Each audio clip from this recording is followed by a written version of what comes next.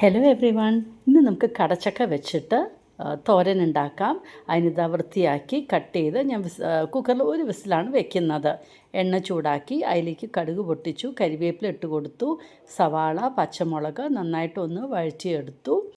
അരപ്പിനായിട്ട് നാളികേരം, വെളുത്തുള്ളി, ചെറിയ ഉള്ളി, പിന്നെ കുറച്ച് മുളക് പൊടി, അതുപോലെ തന്നെ മഞ്ഞൾപ്പൊടി, പിന്നെ കുറച്ച് കൊറിയാൻഡർ പൗഡർ, എല്ലാം കുറച്ച് കുറച്ച്, പിന്നെ ഗരം മസാല, പിന്നെ നമ്മുടെ പെപ്പർ പൗഡർ ഒരു ഹാഫ് ടീസ്പൂണിൻ്റെ മുകളിലെടുത്തു, പിന്നെ ഫെനൽ സീഡ്സ്, പെരിഞ്ജീരകം എല്ലാം ഇട്ടൊന്ന് ക്രഷ് ചെയ്ത് എടുത്തത്.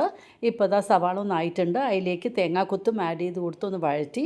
ഇപ്പം നമ്മൾ ക്രഷ് ചെയ്ത കോക്കനട്ടും ആഡ് ചെയ്തിട്ട് നന്നായിട്ട് നമുക്കൊന്ന് വറുത്തെടുക്കാം. ഇതൊന്ന് പച്ചമണയ്ക്ക് പോയ ശേഷം ഇതാ വേവിച്ച് വെച്ചിരിക്കുന്നത് നമ്മുടെ കടച്ചക്ക ഇതിലേക്ക് ആഡ് ചെയ്ത് കൊടുത്തിട്ട് ഉപ്പും പാകത്തിന് ചേർത്ത് നമുക്ക് നന്നായിട്ടൊന്ന് വഴറ്റി കൊടുക്കാം. ഇതിലൊരു 4 to 5 മിനിറ്റ്സ് ഒരു മീഡിയം ഫ്ലെയിമിൽ ഞാൻ നന്നായിട്ട് അങ്ങോട്ട് ഒലത്തിയെടുത്തു.